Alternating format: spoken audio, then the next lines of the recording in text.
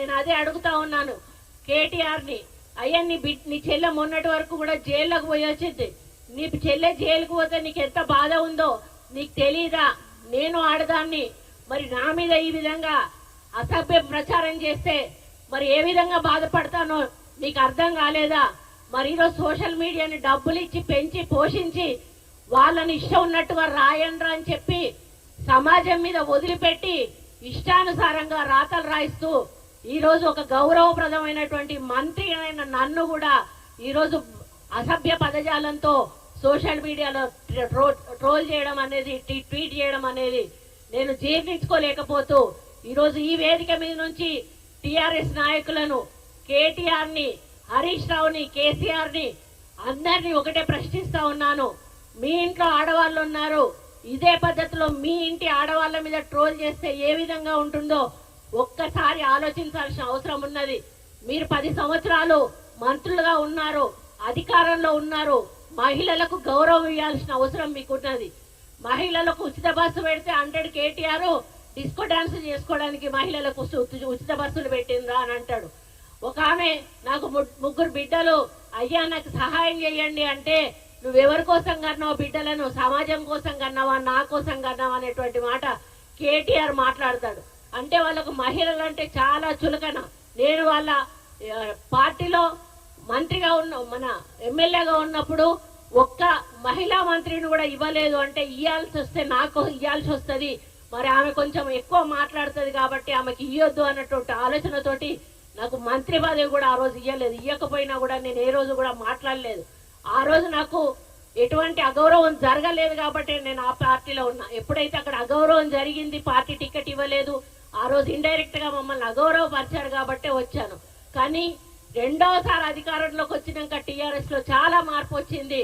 ఆ మార్పుతోటి డబ్బులు కోట్ల రూపాయలు సంపాదించుకొని అహంకారము, బలుపు వచ్చి ఆ బలుపుతోటి ఏం చేస్తున్నారో కన్ను మిన్ను కానకుండా ప్రజల సొమ్మంతా కోట్ల రూపాయలు దండుకొని ఈరోజు ఒకటేసారి అధికారం పోగానే పిచ్చి పట్టి ఈరోజు బజార్లో మనుషుల కన్నా అధ్వానం, పశువుల కన్నా అధ్వానం. పశువుల కన్నా కొంత నీతి నియమం ఉంటది కానీ ఈరోజు ఆ నీతి నియమాలు మరిచి పశువుల కంటే అధ్వానంగా ఈరోజు పోస్టులు పెట్టిస్తూ మరి మాలాంటి వాళ్ళని అవమానపరుస్తున్న కేటీఆర్ కబడ్దార్ అని చెప్తా ఉన్నాను. ఇక ముందు మీ సోషల్ మీడియాలో ఇట్లాంటి పోస్టులు పెడితే క్షమించేది లేదు అని కూడా చెప్తా ఉన్నాను. మా కార్యకర్తలను కొట్టినందుకు మూల్యం కూడా చెల్లించుకోవాల్సిన అవసరం ఏర్పడుతుందని కూడా చెప్తా ఉన్నాను. నాలాంటి ఆడబిడ్డ శాపం తప్పకుండా తగులుతుంది. నా జీవితంలో ఈ రోజు వరకు నాకు ఒక చిన్న మచ్చ కూడా నా రాజకీయ జీవితంలో లేదు. నేనంటే ప్రతి పార్టీలోని నాయకులు కూడా నన్ను గౌరవిస్తారు. అక్క అని నోటి నిండా పిలిచి నాతో మాట్లాడతారు. ఈరోజు ఆంధ్ర రాష్ట్రానికి వెళ్తే నన్ను అందరూ అక్క అని పిలుస్తారు, నా భర్తను అందరూ కూడా బావ అని పిలుస్తారు.